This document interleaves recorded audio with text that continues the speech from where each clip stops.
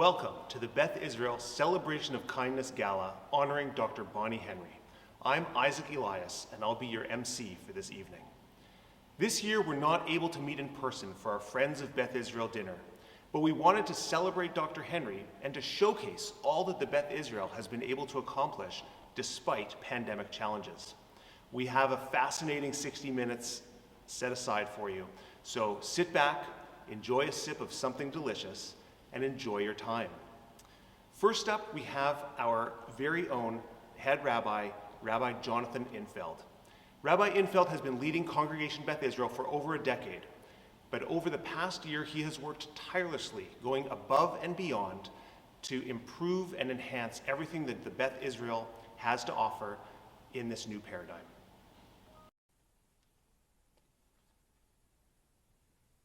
Isaac, thank you. Thank you for that introduction, and thank you for hosting this wonderful gala event today. Not only that, but thank you for all that you have done over the course of this last year, especially in the first few months of the pandemic, for all the advice that you gave and all the help that you gave us in dealing with the challenges from a medical perspective of the pandemic. I want to also thank all of you for being here today, celebrating this wonderful moment and event with us. This coming Shabbat, we read Parshat Shalach. In that Torah portion, God commands Moses to send spies into the land of Israel in order to be able to report on the land.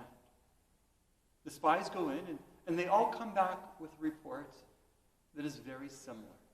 The land is wonderful. It's fabulous. But 10 of the spies come back with a negative report, saying it is so wonderful that there are actually giants living there. Giants who perceive of us as grasshoppers in their eyes. We will never be able to enter the land. It simply is not possible.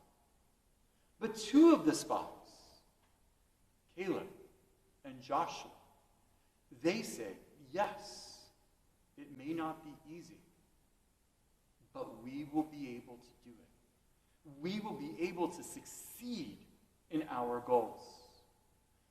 Jewish tradition, rabbinic tradition, sees Joshua and Caleb as examples of faith. A little bit later this coming Shabbat, in our Haftarah, we will read another story of spies. And there it refers to the spies as meraglim. This word is, of course, related to the word regel, which means leg in Hebrew, which has the connotation of one who walks, or one who goes on a journey. And just as the spies go on a journey to spy the land of Israel, we too have been on a journey.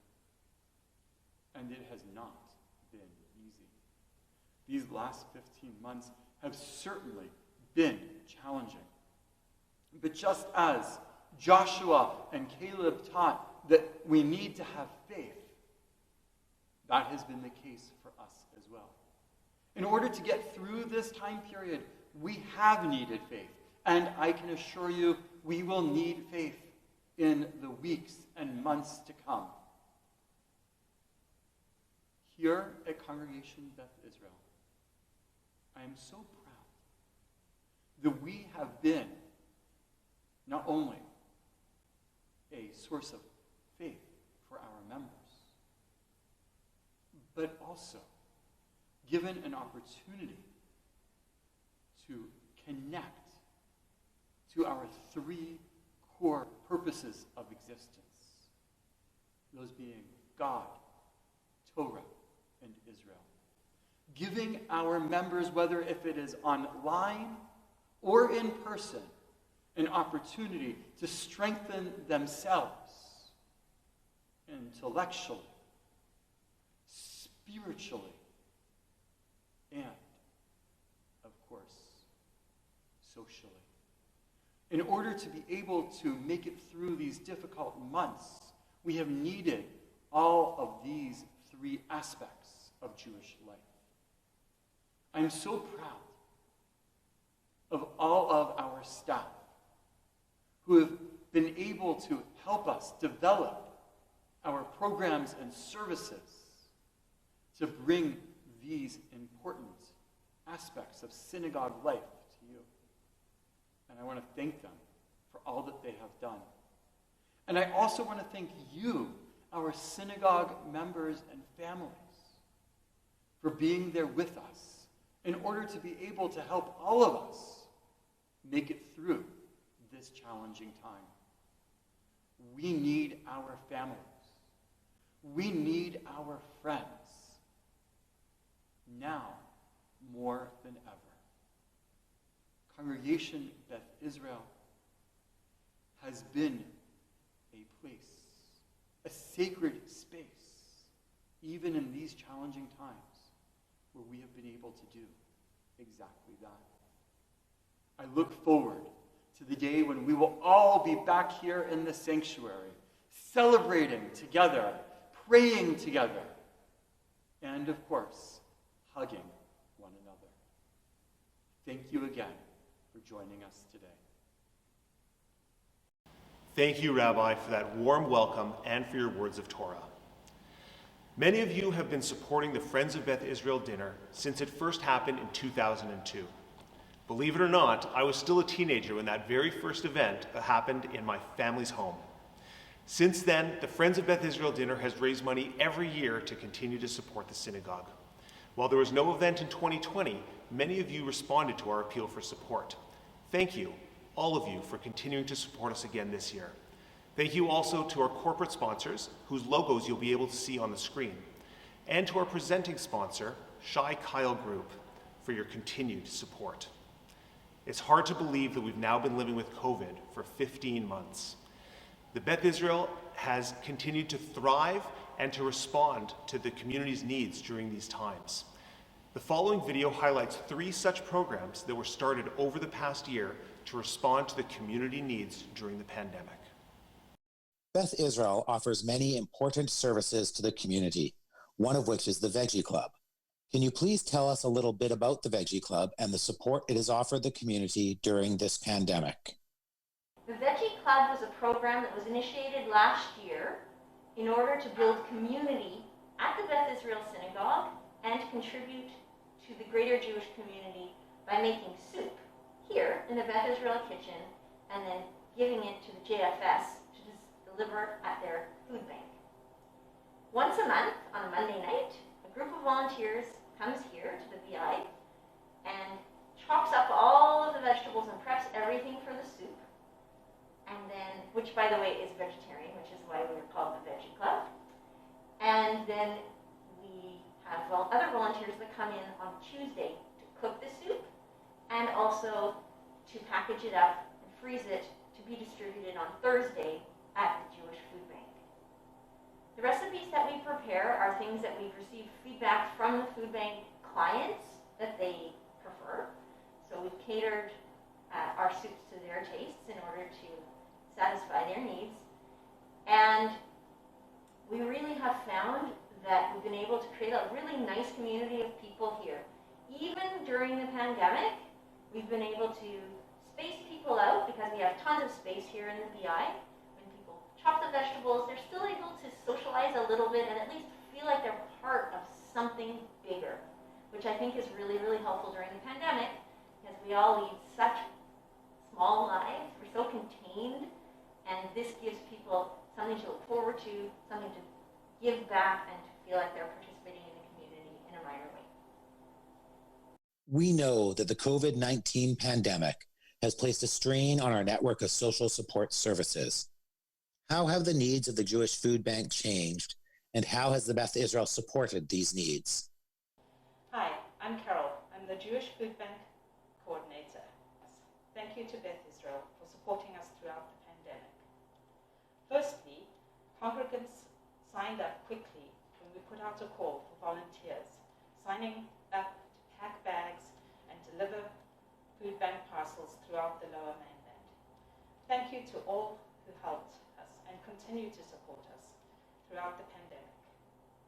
During the high holidays, Rabbi Infeld's Devar helped to spread the word of the extra need that we had in the community. We also needed some help for our Project Isaiah food drive. As we were not able to do it in the normal way, Beth Israel provided us with a venue using the garage for a drive-through so that people could drop off food donations. Thank you to BI for the support. In addition to this, the BI Veggie Club has supported us throughout the pandemic by providing us with nutritious soup, which we have distributed to our clients, providing a nutritious addition to our food orders and warming hearts. Thank you to all those who have helped us. Toda Rabah. Our community of family and friends who live in the Louis Breyer Home and Hospital have had to limit visitation in order to decrease risks to their health during the pandemic. Rabbi Stein, what have you done to help brighten the lives of these important members of our community? Well, first of all, there's this, and I was just so amazed with what Charlotte on the staff here did with these origami I made during the pandemic.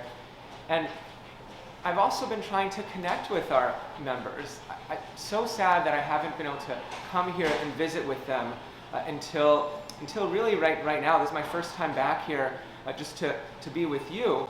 But next week, in just 6 short days, I'm finally able to come visit. I've scheduled a day to visit 8 of our congregants in one day, spaced throughout the day, and really I'm great cooperation with so many of the staff here to finally make that happen. But I have been able to continue to meet with our Weinberg residents congregants, not in person, but the monthly tea that I do. I've continued that, but over FaceTime in their activity room. They put my face up on the TV.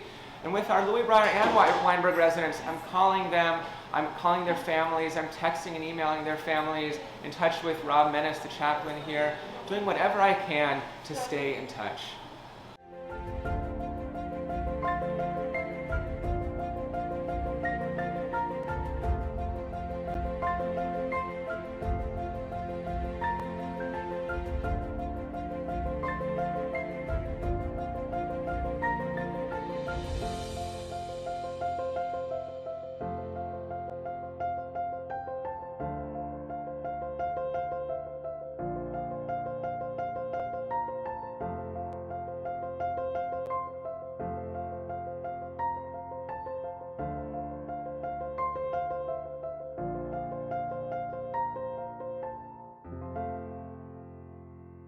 What an amazing group of programs. Rabbi Stein, I was particularly impressed by the origami. Maybe you'll have to do an in-person class when permitted. My favorite animal is a ladybug. I can't wait for you to teach me how to make one. Up next, we have Vancouver's very own Maya Ray. Maya is a rising musical star, and you're about to see why. Maya is very pleased to be able to perform for us in honor of Dr. Henry. Take it away, Maya.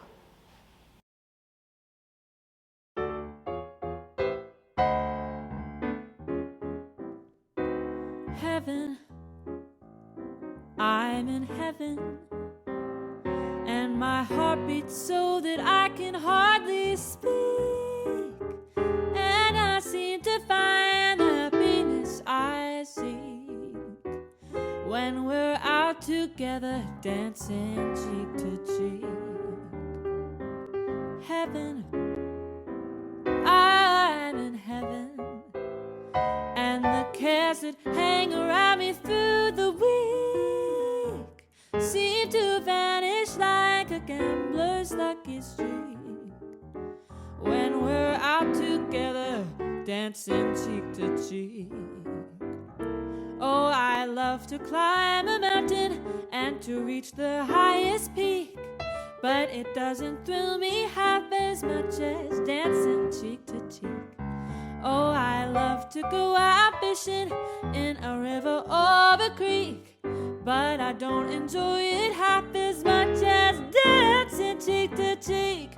Oh, dance with me, I want my arms about you. The charms about you will carry me through to heaven. I'm in heaven, and and my heart beats so that I can hardly speak. And I seem to find happiness I seek when we're out together, dancing cheek to cheek.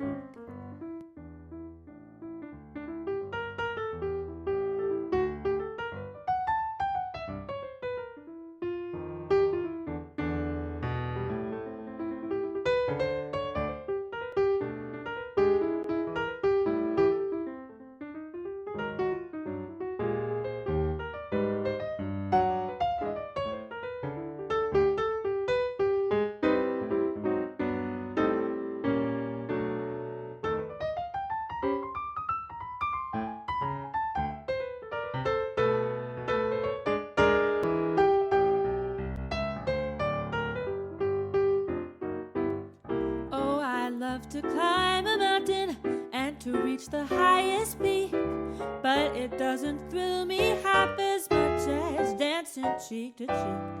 Oh, I love to go out fishing in a river or a creek, but I don't enjoy it half as much as dancing cheek to cheek. Oh, dance with me, I'll wrap my arms about you.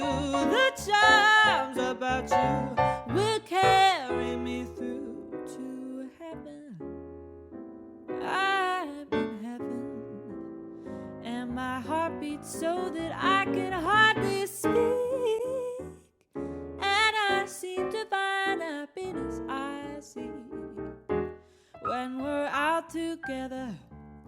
When we're out together, when we're out together dancing. Ba-da-ba-ba-ba-ba-ba-ba-da.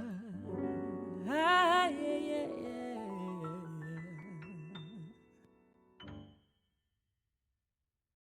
Wow, thank you, Maya. That was unbelievable.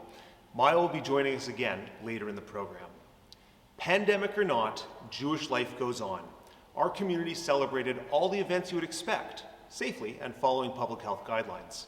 Brit Milah and baby namings, bar and bat mitzvahs, weddings, services, outreach, study, visiting the sick, you name it, we did it.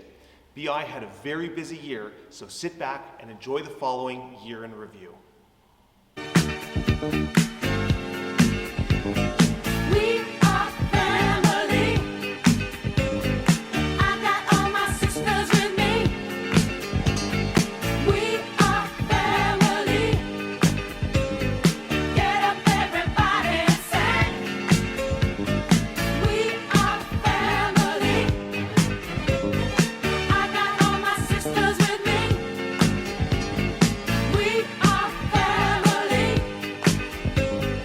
Get up, everybody, and sing. Everyone can see we're together as we walk on by, and we fly just like birds of a feather. I won't tell no lie. All of the people around us, they say, can they be that close?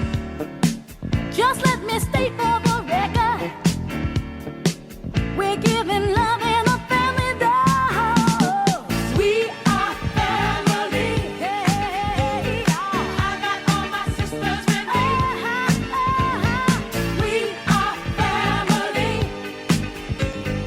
Get up, everybody, and sing. Sing it to me. We are family. I got all my sisters with me.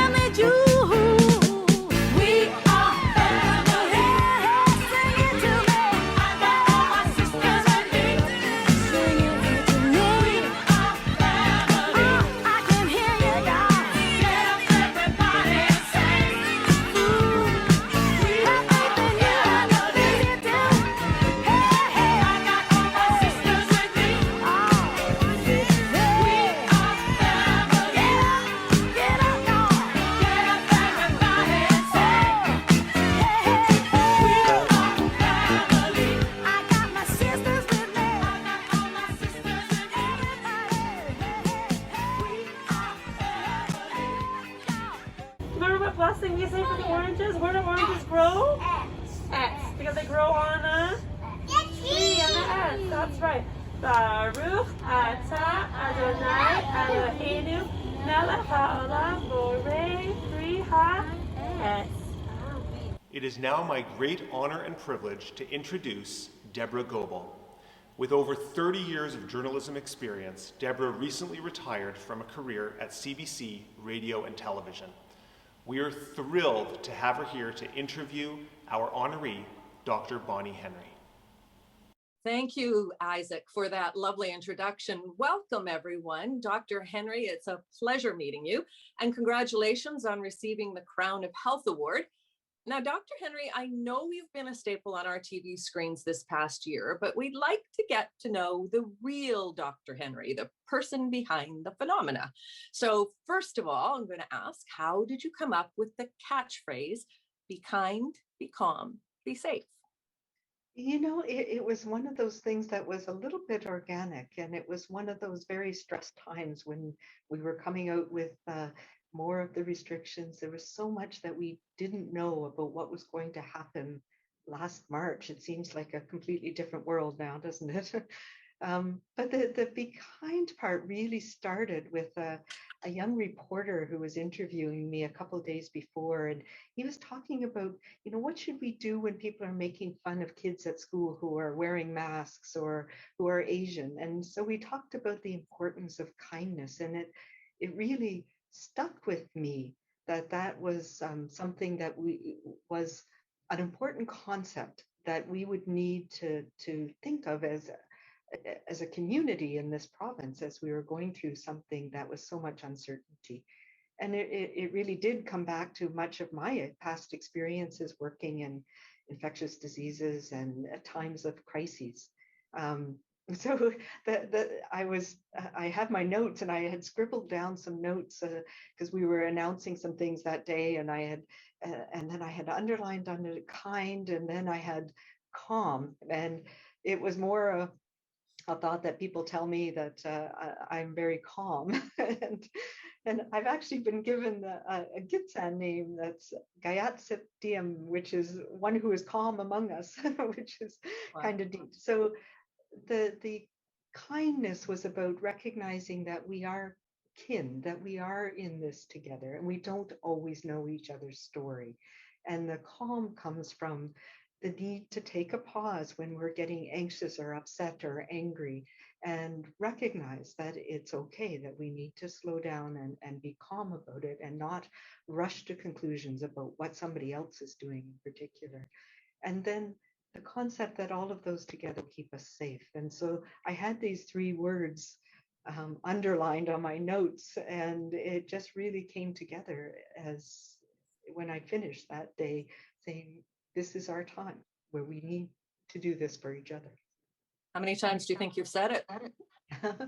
Probably hundreds now, at least. And I'm surprised, but really in many ways very grateful that it has taken off in some ways, because more than ever, we need to step back and recognize that, and we need to be reminded of the importance of kindness, and that we're all suffering in this, in small ways, in large ways, and we don't always know where somebody else is coming from. And I do believe kindness is a superpower. What has scared you the most, and what's given you the most hope over the past year?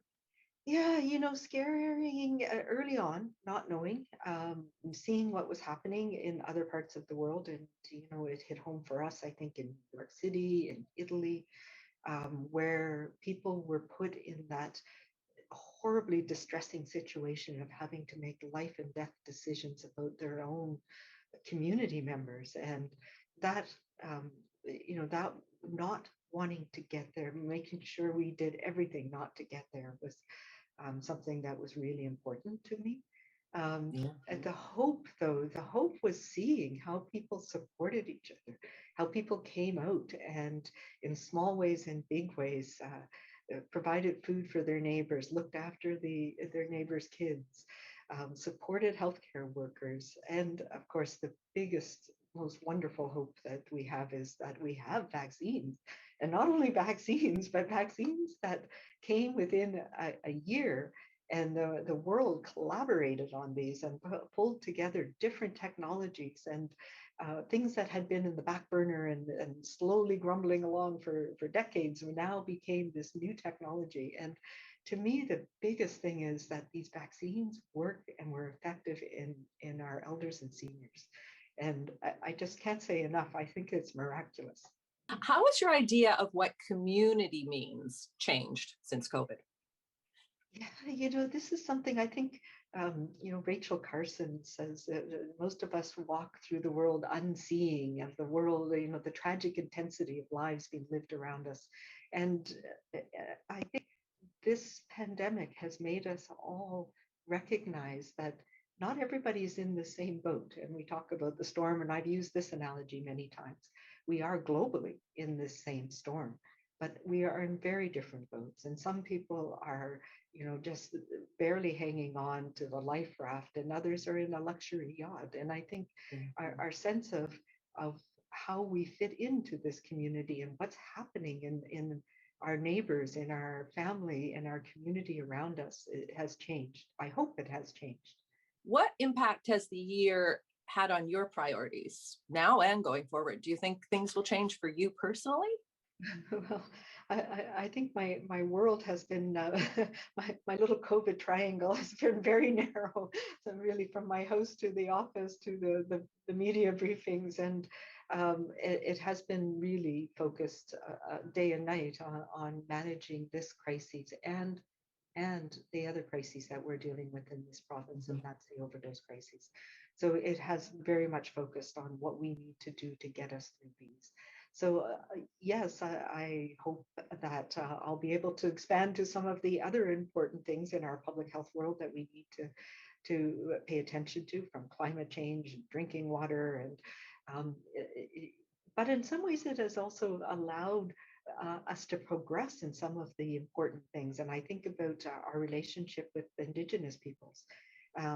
Through this crisis, we have moved ahead some of the dialogue and the working together around protecting Indigenous peoples and communities. And I have learned so much from Indigenous leaders and First Nations leaders here in BC about resiliency, adaptability, and strength of Indigenous peoples. And this is something I hope we can take out of this too. At least I personally will take out of it. On a personal level, I'm really looking forward to, as I say, seeing my family, who I haven't seen in a long time. Most of my family are on the East Coast, nicely protected in the Atlantic bubble, which is great. But also my dear friends who I miss tremendously. What's the most personal thing in the book? Oh, gosh. I mean, there is the realization that I have that the things that I'm doing, people are noticing, and so it's when I colored my own hair, I guess. The one thing that they say the top 10 things not to do in a pandemic is your own hair. Well, I agree with that. What I would think you must miss your loss of anonymity. Fame has really been thrust upon you. I'm sure as a doctor, it's not something you ever expected. How do you feel about it?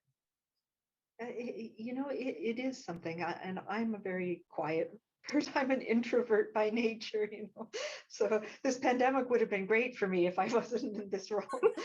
It has been very challenging, and mostly people are so positive, and that is very gratifying. But there has been a level of vitriol, particularly on social media, and that recognition that as I say, there's Dr. Bonnie Henry, that everything I do is scrutinized, and people pick apart the words I use and the expressions that I use, and see me in the streets, and there's been some actually particularly nasty things recently. That part of it is really hard, and I have a security person, the RCMP personal detail with me, and my natural inclination is, oh no, we don't need that, but that's the hardest part about it. I do appreciate, and I people are so kind, and my neighbors and my walk in Victoria in particular, but even in Vancouver, people recognize me. Yeah. It is a bit disconcerting, and I just try and work through it, and I need my quiet time. Okay, now for some rapid fire questions. Favorite movie? Oh, I'm a James Bond fan, so I actually love James Bond movies, and Daniel Craig is my ultimate James Bond. Okay, favorite song? Yeah, there again. I also probably Mark Knopfler. He's my all-time favorite. What's it? Brothers in Arms, Heart Full of Holes. But I also, I like. I have to say, I'm a closet AC/DC fan, and so Thunderstruck is one of my favorites as well. Okay, best concert you've ever seen, and where was it? Oh, well, my 50th birthday, I was in a box. My now ex-husband took me to see AC/DC in Vancouver. Do you have a favorite quotation? Oh, I do. I have many, but one of the ones that I use often is in patience lies wisdom, and just reminding ourselves to take a deep breath and to be patient and to think through things. Best thing to do on a rainy day when you're not working?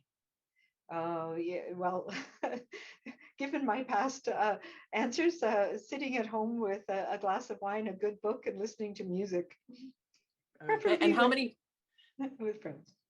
Okay, how many necklaces do you own? How many? Oh, a lot.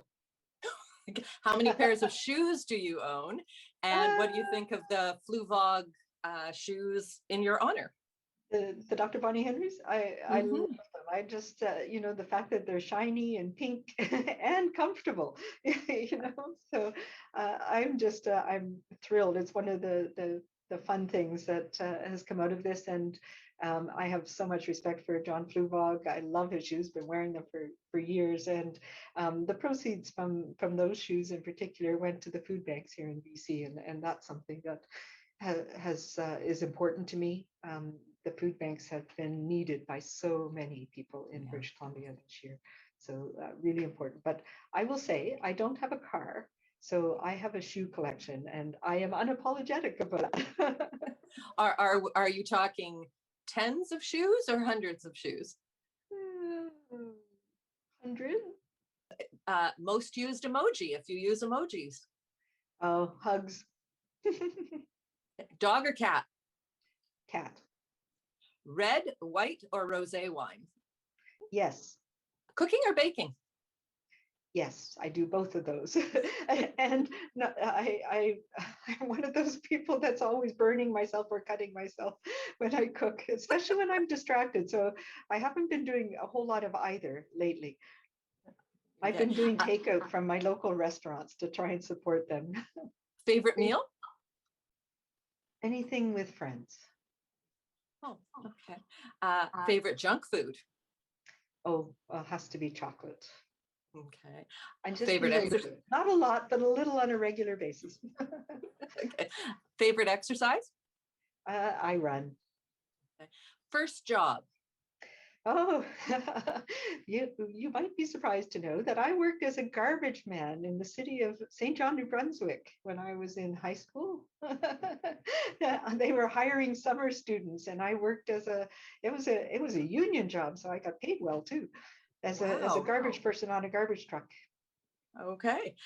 Early bird or night owl? I'm a morning person. I have been cursed my whole life in being a morning person. Any rituals you use to start the day? You know what?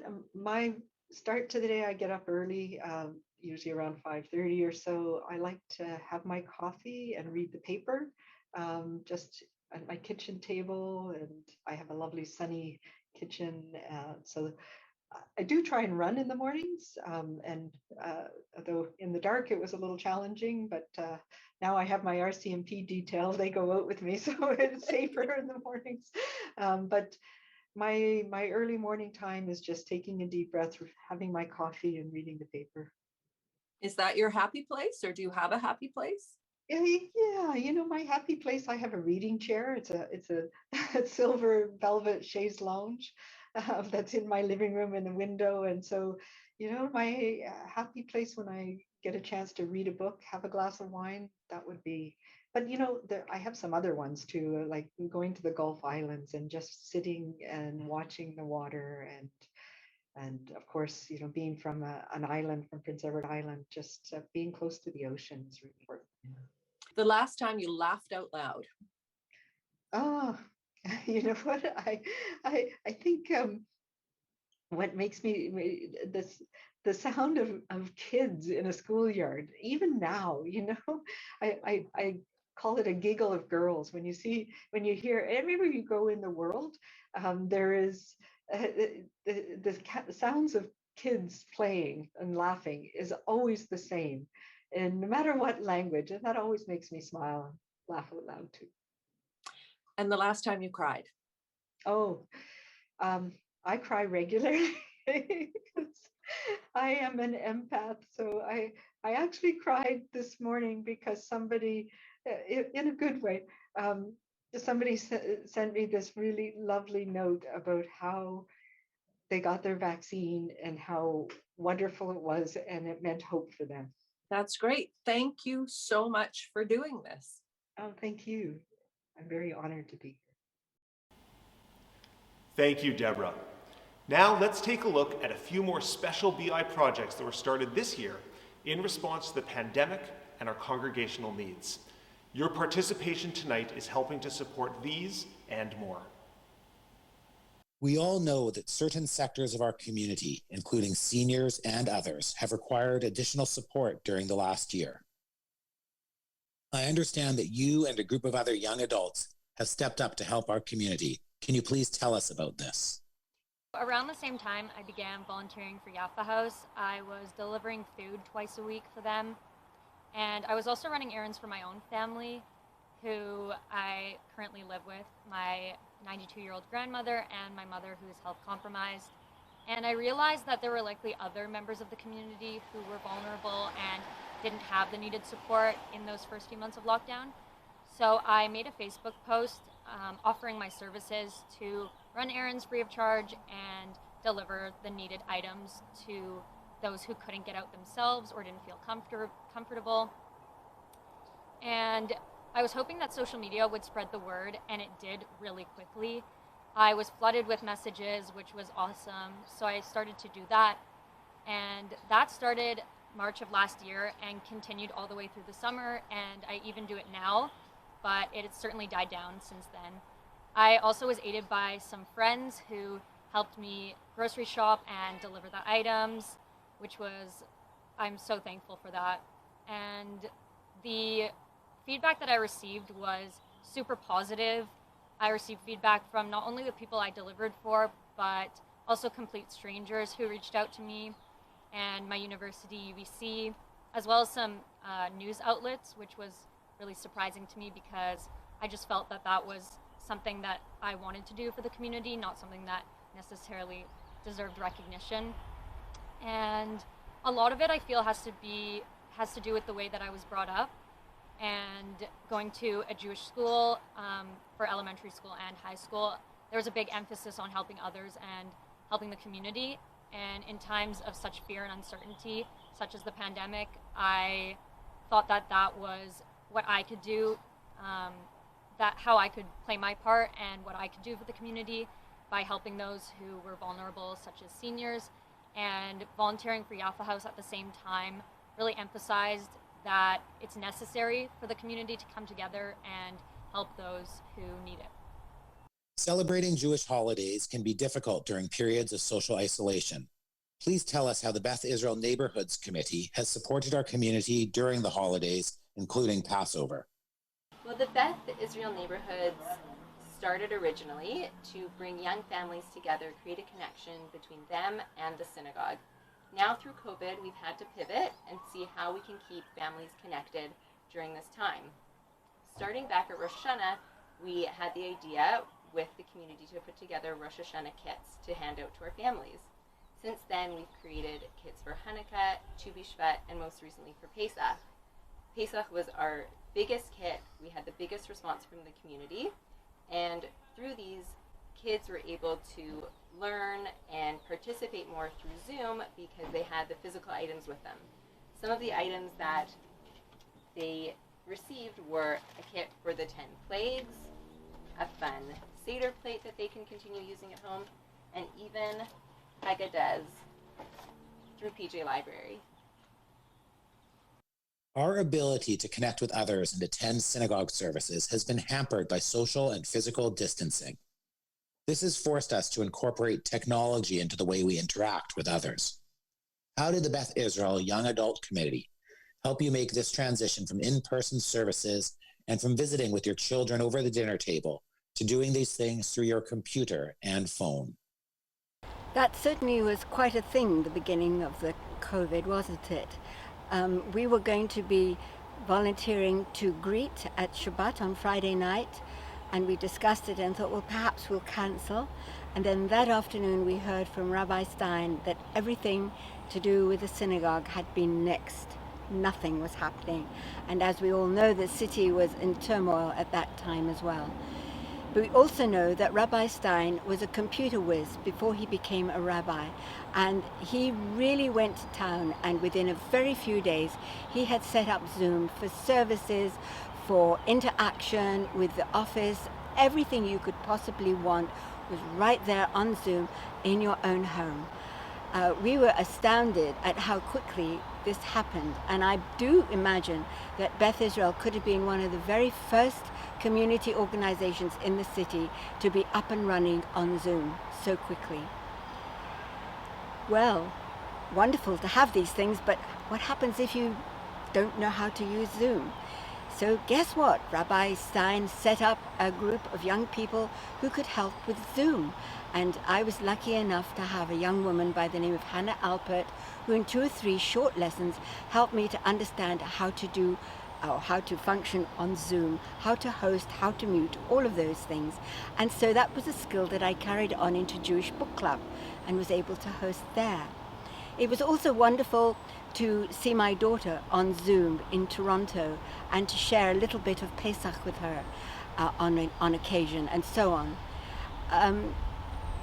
The other young people also were helpful. Casey was always asking, is there something that you would like? Is there anything we can do for you? And Peter Wee decided that we should have our shopping brought to us, our groceries. He lives on the west side. It was no problem to go 20 minutes to the east side with groceries in hand. It's been a really wonderful community despite Zoom. And I thank Rabbi Stein for his Zoom and the young people of BI who have really extended themselves to us older folk. Thank you. That was inspiring. To those of you participating at home, I hope you're enjoying this evening as much as I am. As we move towards the award presentation, I'd like to once again invite Rabbi Jonathan Infeld. Isaac, thank you again for handing off the baton. Some of you may know that just a couple months ago, my family and I returned from a mini sabbatical. We were supposed to be in Jerusalem, but as things go these days, we weren't exactly able to do what we were planning. So instead of Jerusalem, we ended up on Salt Spring Island. And while I was on Salt Spring Island, I heard a story. I heard a story that Dr. Bonnie Henry had spent at least part of her summer holidays. And believe me, if there is anyone in this province who needs a holiday, it was certainly Dr. Henry, that she had spent part of her holiday on Salt Spring Island. And while she was on the island, she went out for dinner one night. And being the hero that she is in our province, the people at the table next to her sent her some wine. Dr. Henry, of course, graciously accepted the wine, but sent the entire table dessert on her. Dr. Bonnie Henry is our top doctor. We are so lucky to have her as our top doctor because she not only cares about the physical bodies, the health of all of British Columbians, but cares about the humanity of them as well. She is not only someone who preaches about kindness, but is a living example of kindness as well. In 1968, Rabbi Abraham Joshua Heschel addressed the American Medical Association. And in his address, he said that a doctor not only needs to care about the patient as someone who has a disease or has a physical ailment, but the doctor must also treat the soul of the patient, must see the patient as a human being. Today, one of the reasons that we are celebrating and honoring Dr. Bonnie Henry is because she understands the importance of the mitzvah of pekuach nefesh, of saving a life. But when we translate the word nefesh from Hebrew into English, it literally means soul. A doctor must literally not only save the life of a patient, but the soul as well. A couple weeks ago, I spoke in my 5 minutes of Torah about the fact that we understand God as being an example of chesed, of kindness, and giving the blessing of chesed. And from there, it is important that all of us, as human beings, live our lives according to the concept of chesed, to ensure that we all truly are human beings with a nefesh, with a soul. Dr. Bonnie Henry, thank you so much for caring about not only the lives of all of us who live in British Columbia, but thank you so much for spreading the word of chesed, spreading the word of kindness. We are honoring you today because you truly are an example of someone in the medical profession who cares about every single person in our province. And because of that, you have become an example of what it means to be a doctor to the people in the medical profession, not only here in our province, but around our entire country and beyond. Thank you. Thank you, Rabbi. And now I'd like to introduce our presenting sponsor, Shai Kyle from Shai Kyle Group, to present the Keter Habriut Award to Dr. Bonnie Henry.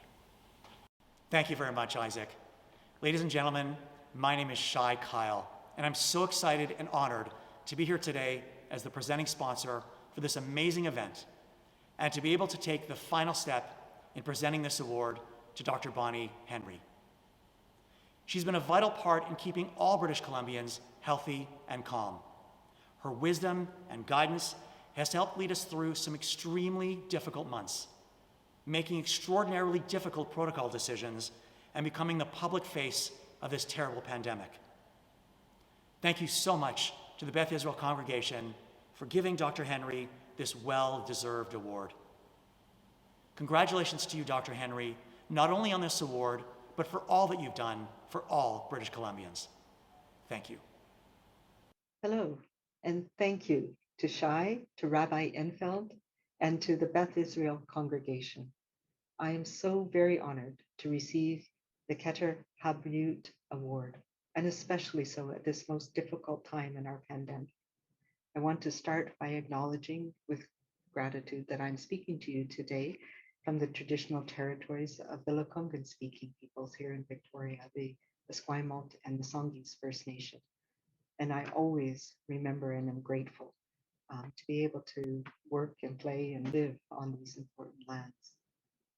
As I wrote these words that I'm sharing with you today, I was thinking about the purpose and meaning of life's important ceremonies in this particular year, when so many of these important ceremonies, the ceremonies marking our most important moments and transitions in life, have been changed dramatically in many cases, or sometimes postponed or canceled altogether. These are the times when families and communities and faith communities come together to honor, celebrate, and support each other. And I'm poignantly reminded too that these challenges have not affected us all equally.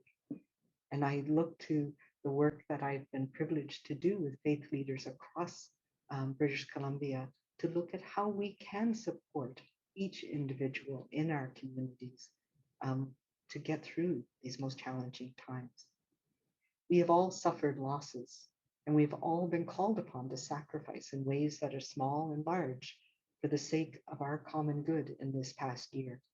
And I know that you know that as well as I. Where I come from, we have a saying that common suffering builds strong bonds. Through this storm, we have witnessed each other's suffering. And I believe that it is this connection that you and I must remember as we enter a new phase and see this storm ebbing. Rachel Carson, who was the author of Silent Spring, she says most of us walk unseeing through the world, unaware alike of its beauties, its wonders, and the tragic intensity of the lives that are being lived all about us. I think that this year has been a time of reckoning and witnessing, and it has revealed much that we now cannot help but see more clearly.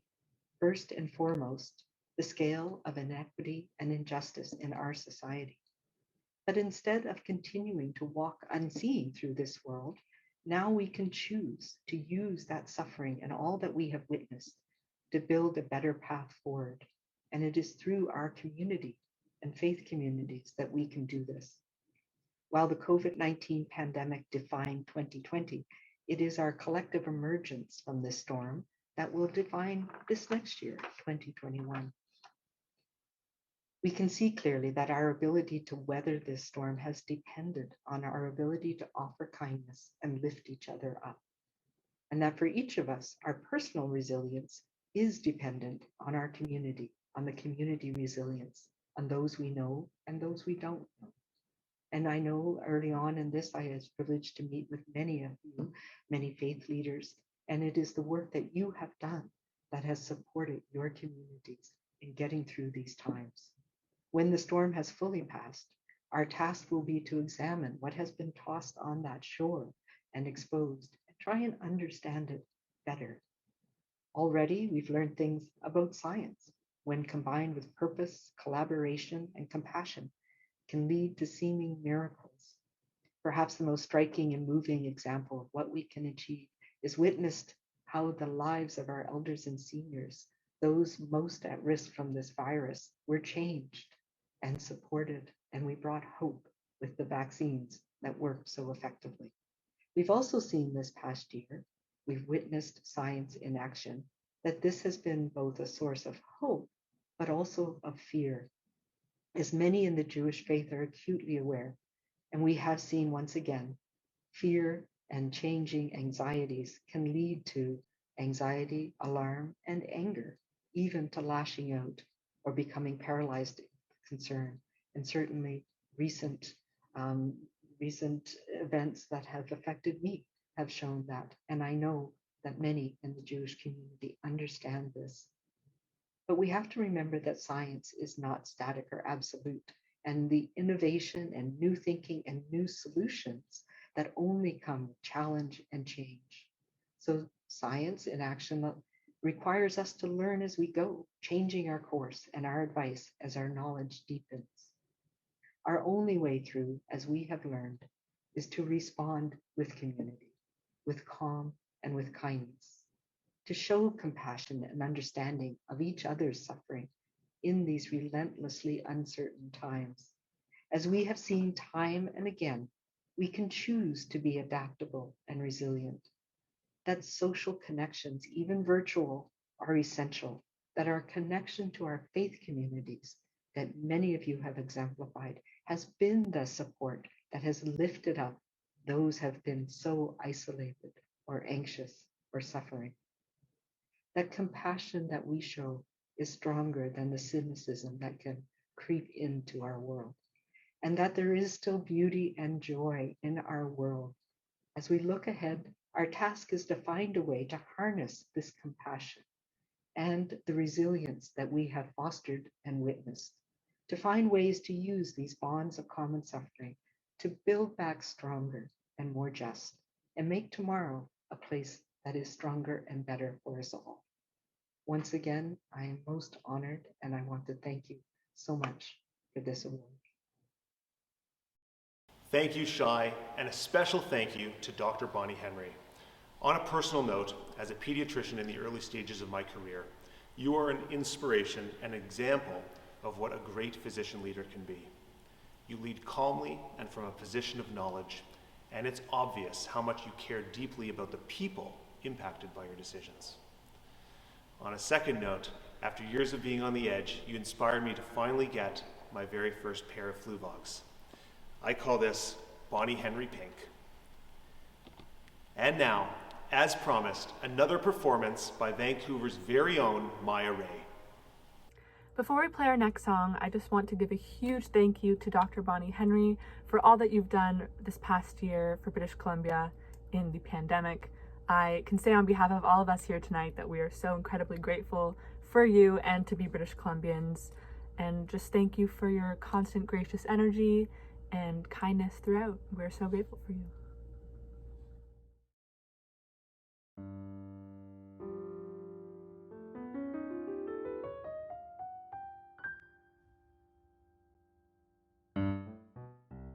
Stars shining bright above you. Night breezes seem to whisper, I love you. Birds singing in the sycamore tree. Dream a little dream of me. Say nighty night and kiss me. Just hold me tight and tell me you'll miss me. While I'm alone and blue as can be, dream a little dream of me. Stars fading, but I linger on, dear. Still craving your kiss. I'm longing to linger till dawn, dear. Just saying this. Sweet dreams till sunbeams find you. Sweet dreams that leave all worries behind you. But in your dreams, whatever they be, dream a little dream of me. Stars fading, but I linger on, dear. Still craving your kiss. I'm longing to linger till dawn, dear. Just saying this. Sweet dreams till sunbeams find you.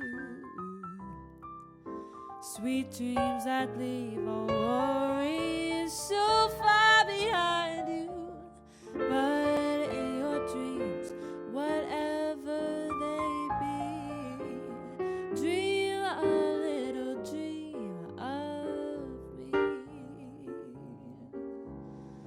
Dream a little dream of me. Dream a little dream of me.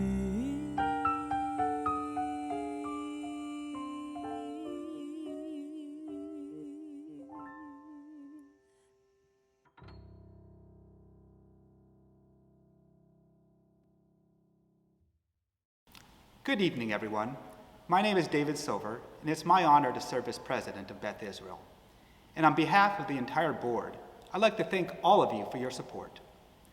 I'd also like to take this opportunity to thank the COVID-19 Task Force, Dr. Natasha Press, Dr. Mel Krajden, and Dr. Isaac Elias for their guidance, expertise, and support over the past 15 months. They've been tremendously helpful in helping guide us through this pandemic. I'd also like to thank our Gala committee for working so hard over these past 7 months in planning and executing this lovely gala. Thank you to Audrey Chan, Alexis Doctor, Alan Quintner, our chair, Dale Port, David Woogman, Debbie Senton, Debbie Kaufman, and Leona Pinsky. Again, thanks to you all, and have a lovely evening. Thank you, David, and thank you again to our sponsors and donors. Your support helps the Beth Israel continue its work in this critical time. I heard it said many times over the past year that living through an extended crisis reveals our true character. If that's the case, then the Beth Israel and its membership should feel proud that our response has been one that rose to meet the challenge.